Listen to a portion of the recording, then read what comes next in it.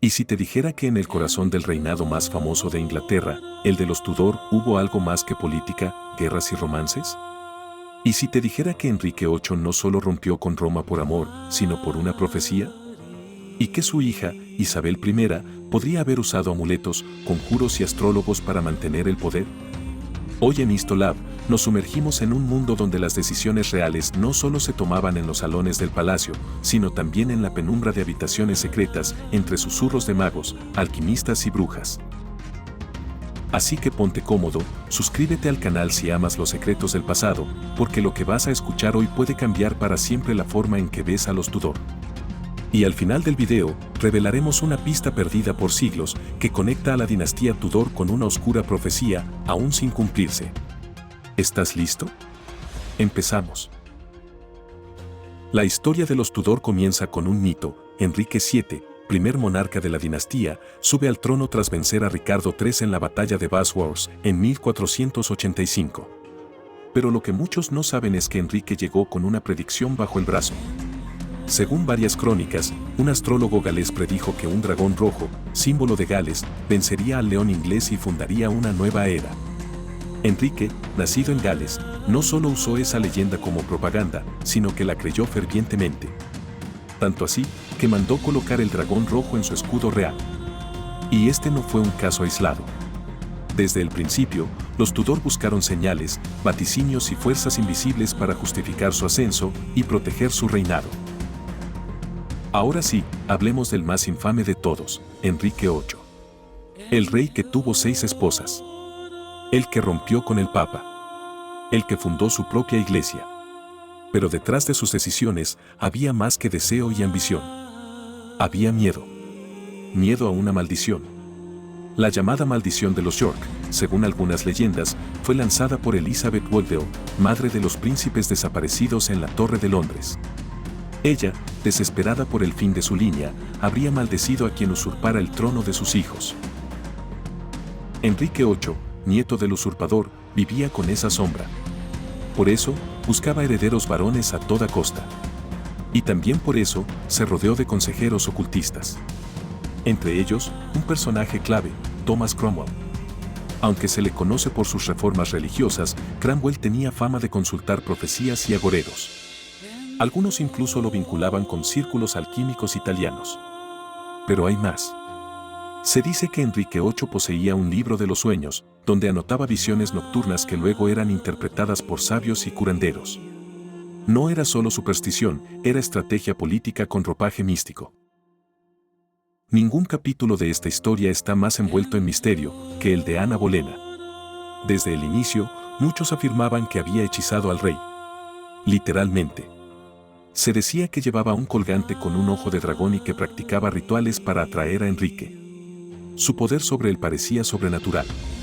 Y cuando cayó en desgracia, no faltaron las acusaciones de brujería.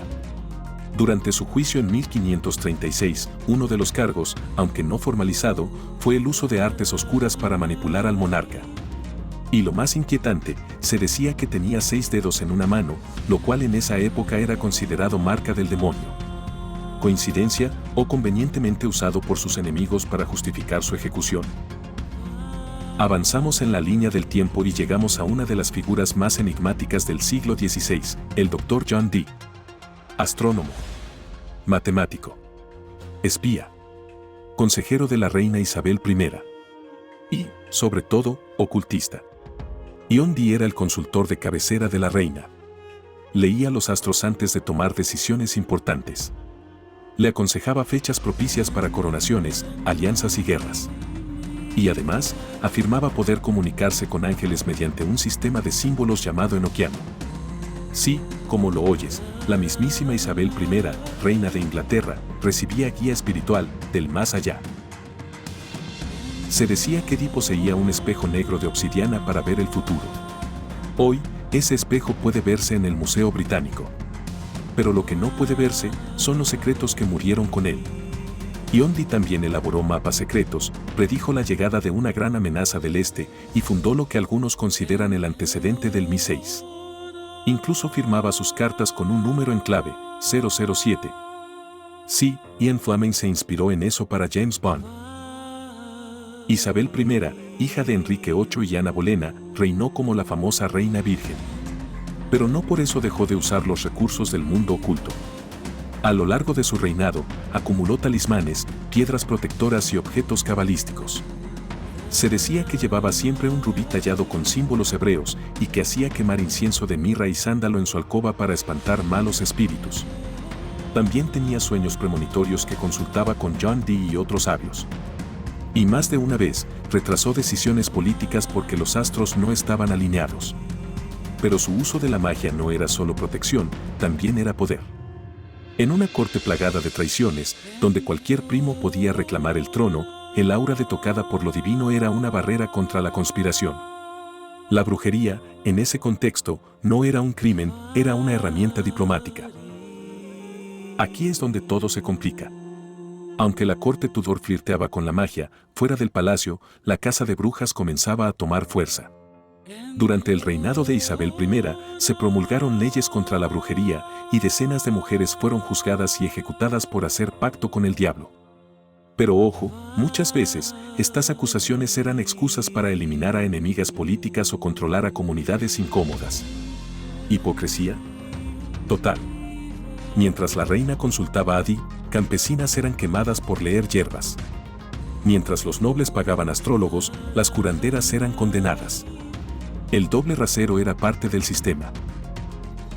Ahora sí, llegamos al final y al gran misterio. Durante siglos, se habló de un manuscrito perdido, una profecía elaborada por John Dee y un monje llamado Edmund Kelly. Este documento habría predicho no solo la victoria de Isabel I sobre la Armada Invencible, sino también el fin de la casa Tudor. Según esta profecía, los Tudor reinarían hasta que una virgen coronada sea traicionada por su reflejo. Muchos creyeron que se refería a María Estuardo, prima de Isabel. Pero otros aseguran que el reflejo era su propio legado. Que Isabel, al morir sin hijos, mató simbólicamente a su linaje. Que el verdadero enemigo fue su deseo de poder absoluto. El manuscrito, llamado Lumen Regia, fue supuestamente escondido en la biblioteca Asmolean, luego llevado a Oxford, y desde el siglo XVII nadie lo ha visto. ¿Ficción? ¿O una profecía real que aún podría tener consecuencias? ¿Recuerdas cómo empezamos este video? Te dije que una profecía aún sin cumplirse podría cambiar la forma en que vemos a los Tudor.